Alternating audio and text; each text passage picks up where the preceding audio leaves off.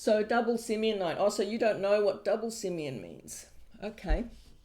Well, let's clear this scribble that I've got here for starters. So what I had there was I had a heart line that represents your emotional side. It represents how you react romantically, how you act, whether you are sentimental, whether you are passionate, whether you are sensitive, or whether you are a little bit cold.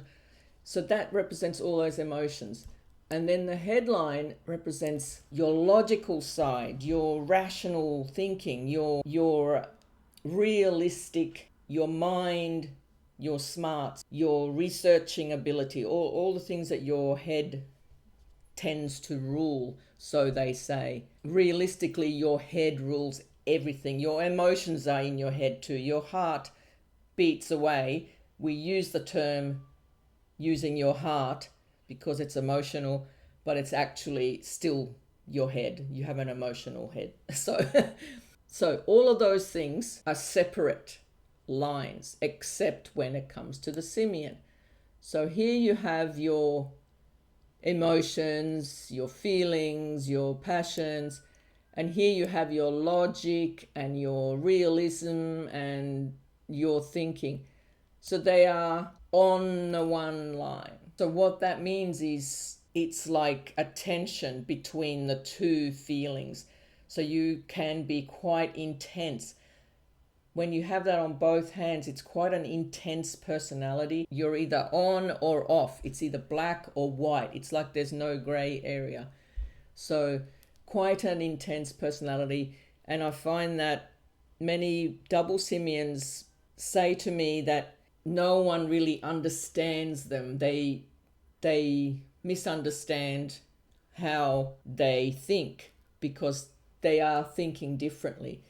Double-simians tend to think more in their own way. So say if there's a rule, let's follow this rule. This is the rule we have to follow. And the double-simian go, oh, but I want to do it a different way. I have my own rule. So you tend to have your own specific ideas and your mind doesn't flow in the same direction as someone who has the two separate lines. So your passion and your logic all at once, and there's no separation from it. Sometimes you get these lines that sort of hang off the simian, a little branch, and that is kind of like a release of this energy. So say if you had, imagine just a straight road and there's no turning, no turns, no off roads, no off ramps. And so your mind is on that road and there is no off ramp. So single-mindedly focused on this road, and that's your mind is just single-minded, stubbornly pursuing something.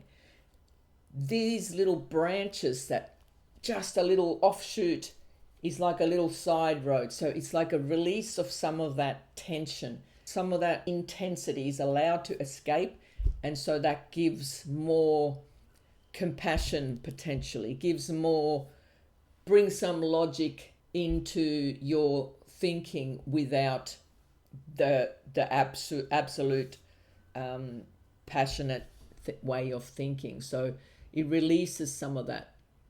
Sometimes there may be one the opposite way. There may be a little branch shooting upward. So that would be releasing some of that, the emotional side.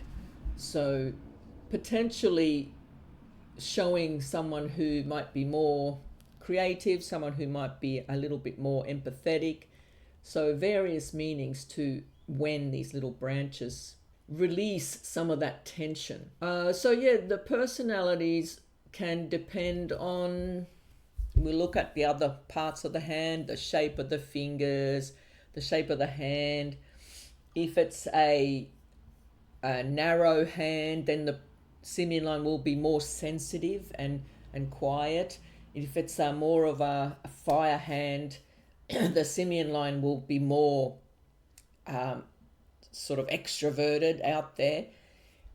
So sometimes it'll be extroverted one day and not extroverted on another day. So that's the on and off sort of side of it. Sometimes a branch is actually a fate line.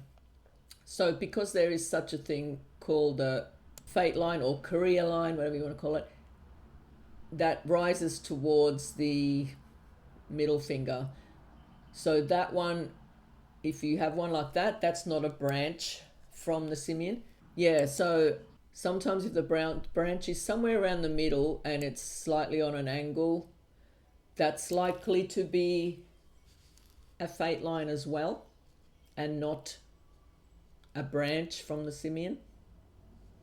So you have to look sort of carefully at whether it's a fate line or whether it's an actual branch coming from the simian. Sometimes the line might be pointing upwards.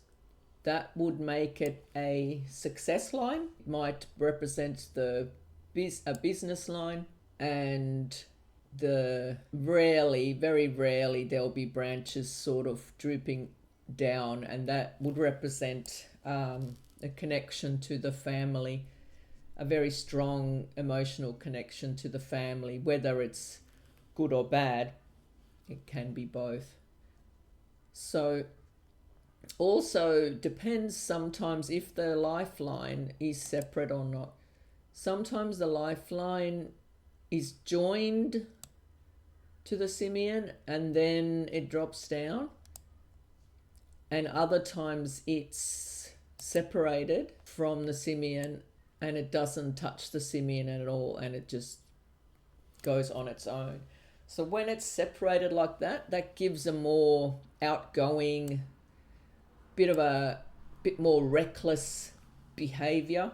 And when it is joined to the simian, when the lifeline joins up here, that's somebody more careful, somebody a little bit more insecure, potentially more connected to the family, and less sort of independent. So when it's separated, it shows more independence, if that makes sense.